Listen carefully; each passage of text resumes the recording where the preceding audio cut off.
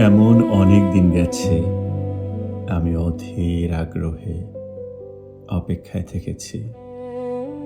হেমন্তের পাতা ঝরার শব্দ শুনব বলে নিঃশব্দে অপেক্ষা করেছি বনভূমিতে, কোনো বন্ধুর জন্যে কিংবা অন্য অনেকের জন্যে, হয়তোবা ভবিষ্যতেও অপেক্ষা করব।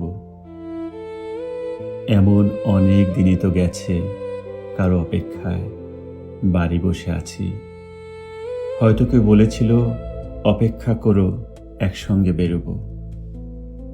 এক শনিবার রাতে খুব ক্যাজুয়ালি কোনো বন্ধু ঘোরের মধ্যে গোঙানির মতো উচ্চারণ করেছিল, বাড়ি থেকেও ভোরবেলা তোমাকে তুলে নেব।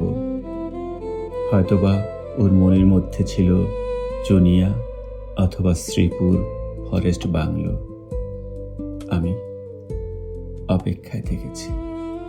যুদ্ধের অনেক আগে একবার আমার প্রিয় বন্ধু অলোক মিত্র ঠাট্টা করে বলেছিল, জীবনে তো কিছুই দেখলি না, নুজুপিঠ পানশালা ছাড়া, চল তোকে দিনাজপুর নিয়ে যাব।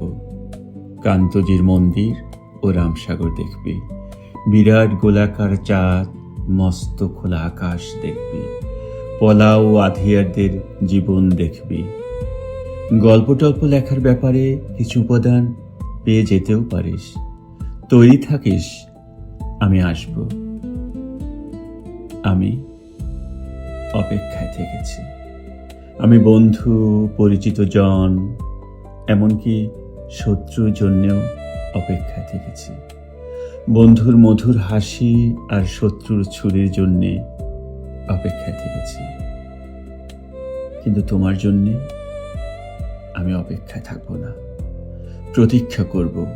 প্রতীক্ষা শব্দটি আমি শুধু তোমারই জন্যে খুব যত্নে বুকের তরঙ্গে তুলে রাখলাম। অভিধানের শব্দ দুটির তেমন কোনো আলাদা মানে নেই, কিন্তু আমরা দুজনে জানি ওই দুই শব্দের মধ্যে পার্থক্য অনেক। অপেক্ষা একটি দরকারি শব্দ, আটপৌরে, দোতনাহীন, ব্যঞ্জনাবিহীন, অনেকের প্রয়োজন মেটায়। প্রতীক্ষাই আমাদের ব্যবহার্য সঠিক শব্দ। অনুমান অপর শব্দটি আমাদের ব্যবহারের অযোগ্য। আমরা কি একে অপরের জন্যে প্রতীক্ষা করব না? আমি তোমার জন্য পথপ্রান্তে অসত্যের মতো দাঁড়িয়ে থাকব। ওই বৃক্ষ অনন্তকাল ধরে যোগ্য পথিকের জন্যে প্রতীক্ষমান। আমাকে তুমি প্রতীক্ষা করতে বলো। আমি ঠায় দাঁড়িয়ে থাকব অনড় বিশ্বাসে। দাঁড়িয়ে থাকতে থাকতে আমার পায়ে শিকড় গজাবে। আমার প্রতীক্ষা তো ফুরাবে না।